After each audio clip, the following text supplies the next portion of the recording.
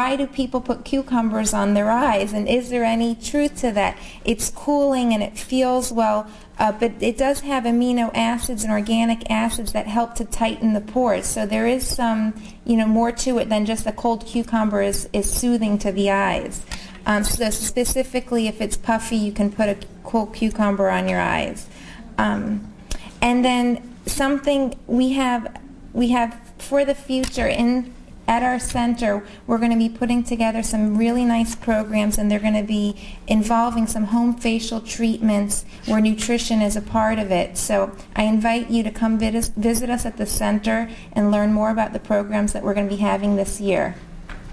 Anybody more questions? You mentioned the omega-3. The essential fatty acids. Okay, I was taking 2 in the morning, 2 at night, but if I increase my intake of salmon during the week, can you reduce that? It is not harmful. You can take, with fish oil is an essential fatty acid. The benefit of the fish oil is so great that they recommend you have about 2,000 to 3,000 milligrams of fish oil a day, and as high as 8,000 a day. So there's no harm in continuing to take the fish oil that you're taking morning and night. You're probably getting about 1,000 or so morning and 1,000 or so night. If you're eating fish or a fatty fish like mackerel, salmon every day, you're getting it in daily. But if you're only eating it 3 times a week, maybe I would just continue to take the fish oil supplement as well. Your EPA, DHA, or fish oil supplement.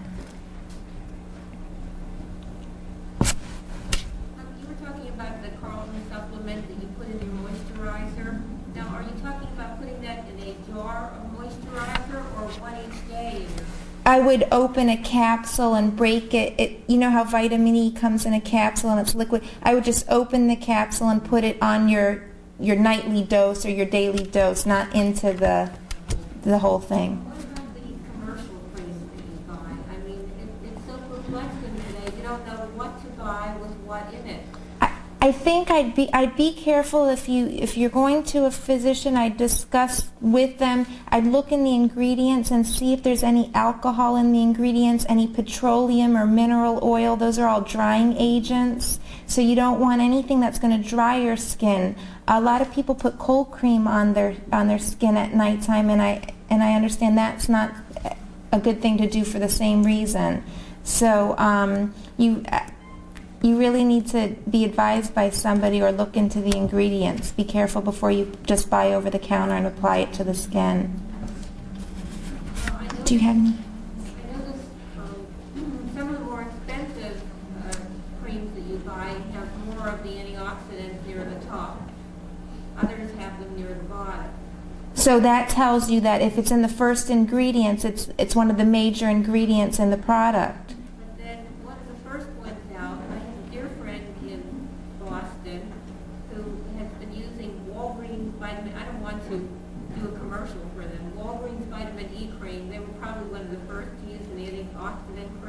And I happened to Walgreens one day, and I picked up a jar that has super antioxidant Walgreens vitamin E cream. And I've been using it for a while, and I'm not sure that it's great for the dryness, but my skin has been glowing from it. So this is like a $6 jar, big jar of cream that you could just lather on. So I'm totally confused as to what to use, and I have gone to my dermatologist and asked her what to use, and the things that I got from her are terrible. Can I direct that, Dr. Hennon? Do you have anything to say about that? Well, I think it's a little complicated because you really have to take a lot of factors into consideration. Because first of all, you want to know if you have acne-prone skin or not. You're going to need a totally different type of product than if you have dry, sensitive skin. If you have rosacea-prone skin, if you're dry, if you're sensitive, if you're oily. So the amount of products, I agree with you, it's humongous and it's very, very confusing. So, it has to be a dermatologist that's up to date with what's happening with research, with all these new molecules and what's real and what isn't. But in general, it is important to use a good moisturizer, and you really, globally, you can say, well, divide yourself if you have oily, acne-prone skin, or if you have normal skin or if you have dry, sensitive skin. And then you can get moisturizings according to your skin type, because that vitamin E might be too oily for somebody that has oily prone or acne prone skin. So, so you have to be careful. And also, some of these products are mainly moisturizers.